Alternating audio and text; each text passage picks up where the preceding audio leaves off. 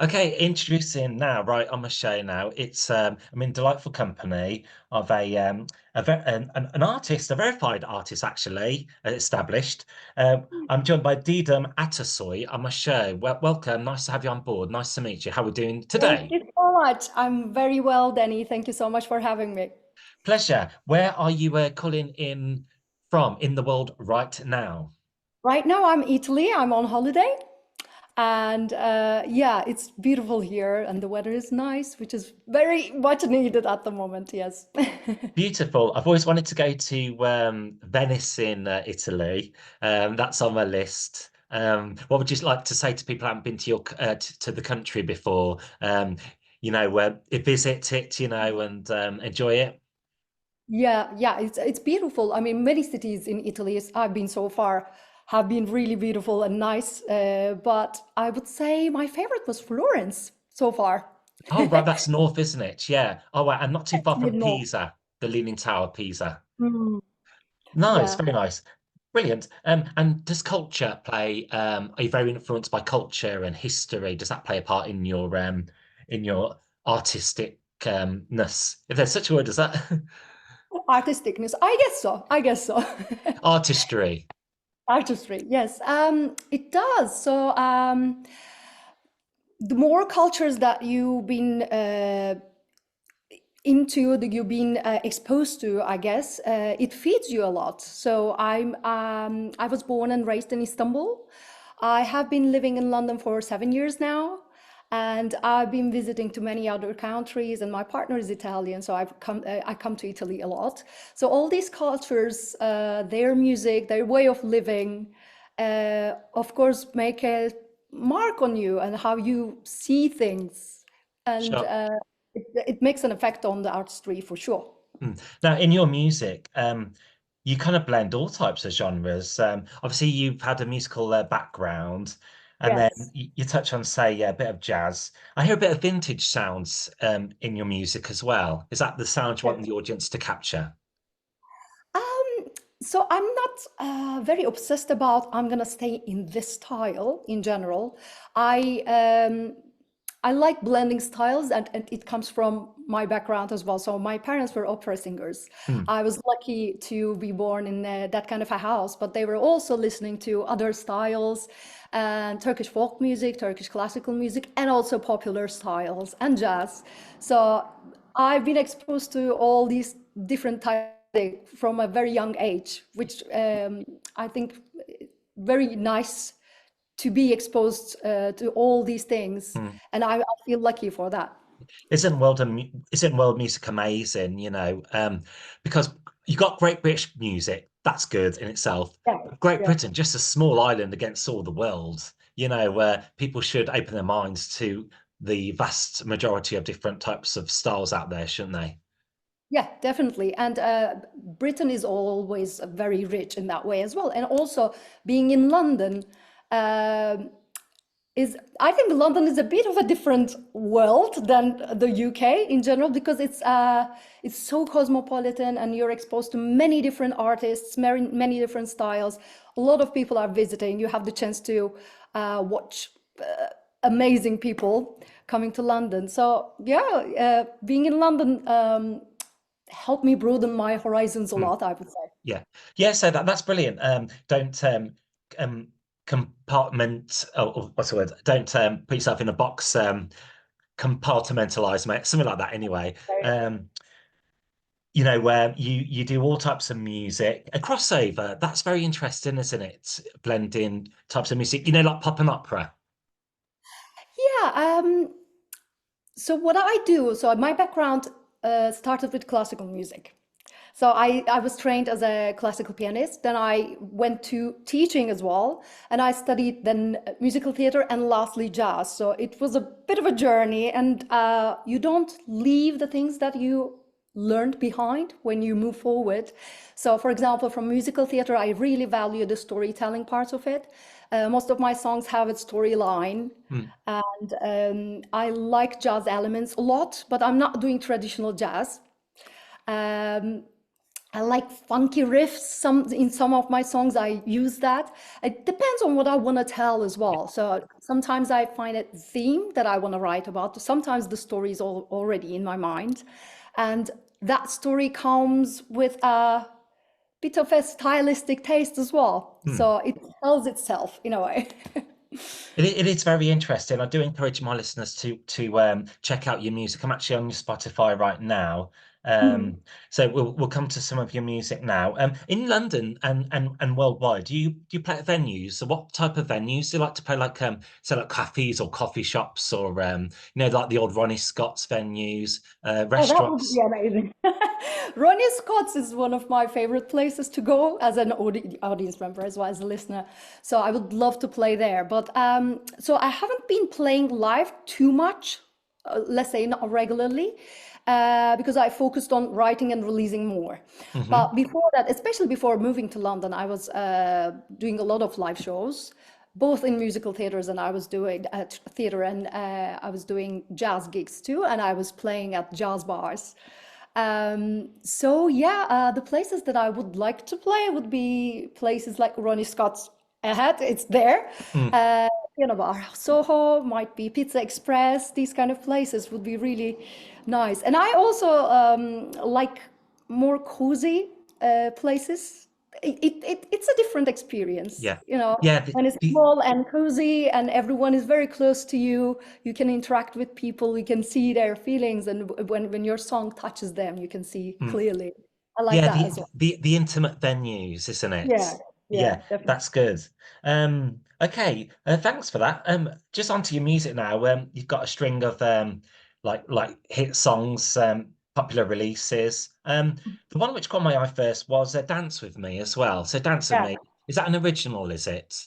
Yes, most of all of my songs that I've released so far are originals of mine, Mm. and "Dance with Me" is funky disco style jazz song. I would say a bit resemblance to Jamiroquai. I would say that's what I get from old listeners, and it's so how did it start? It was like I was imagining the kind of sacred moment that you are lost in the moment when you're dancing with someone. I'm also a dancer, Hmm. so I really love that feeling of being in the music and dancing with someone, sometimes all improvised.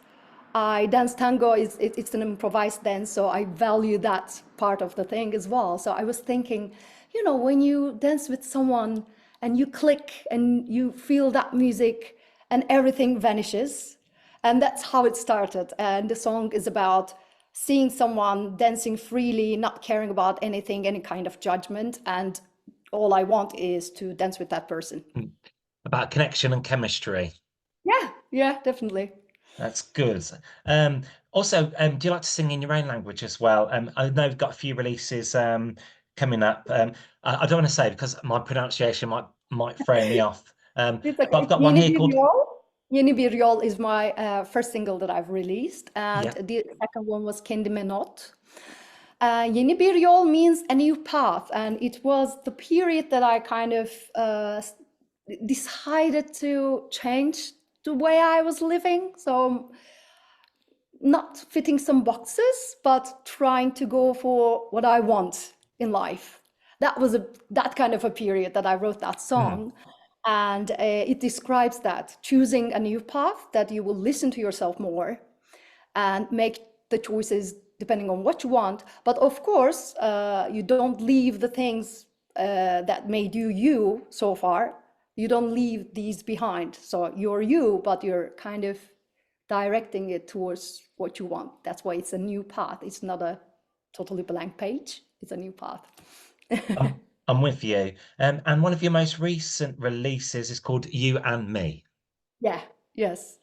You and me. So maybe you realized I have a theme here. I like dreaming. I like running after your passions in life because I really value um, doing something that you like.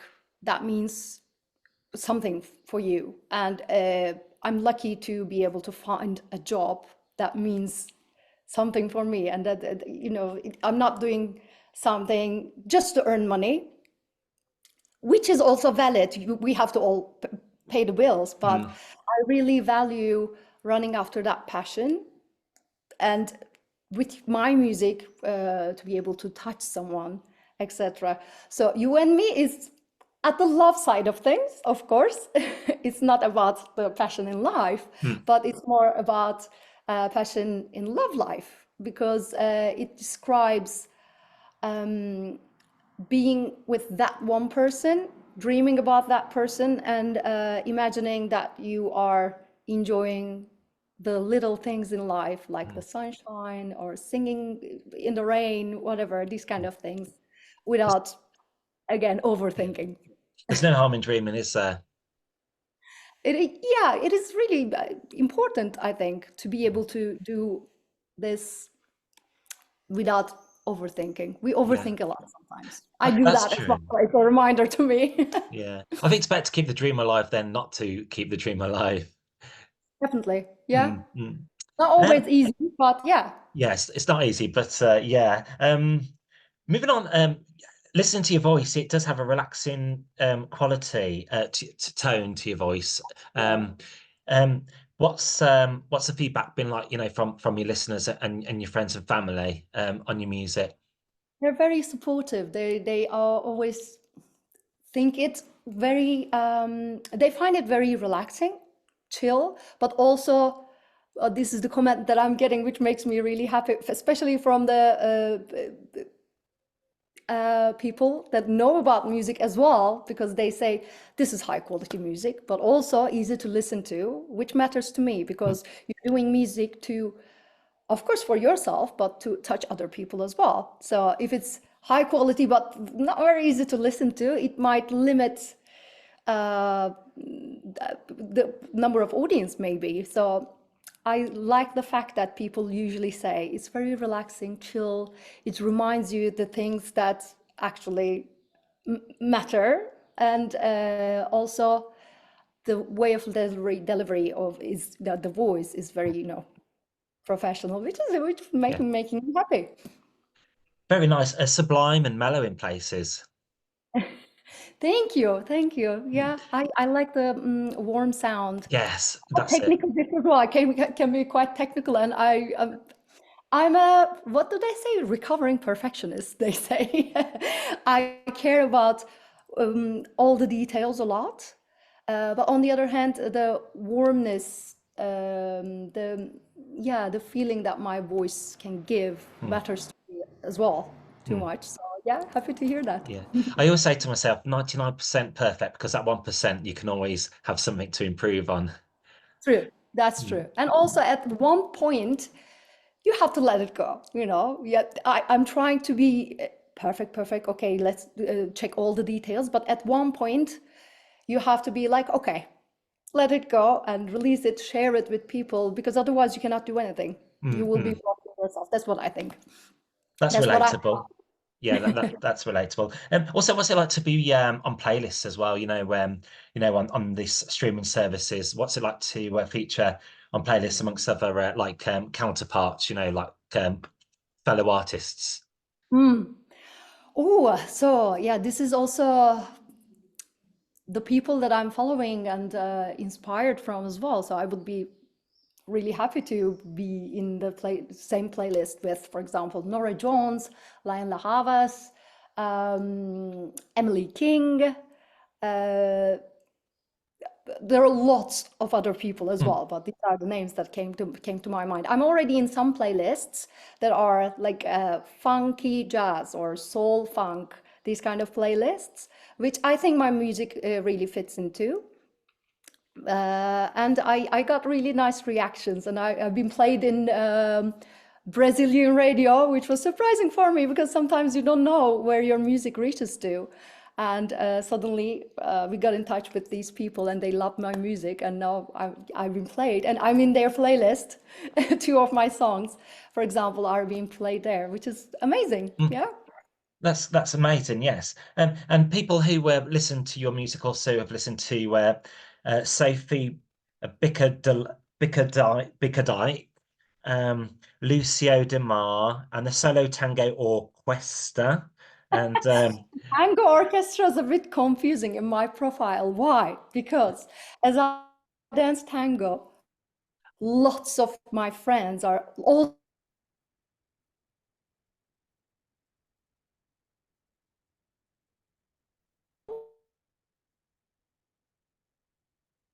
oh, sure.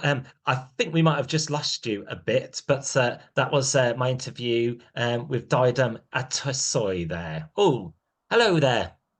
hi, we're back.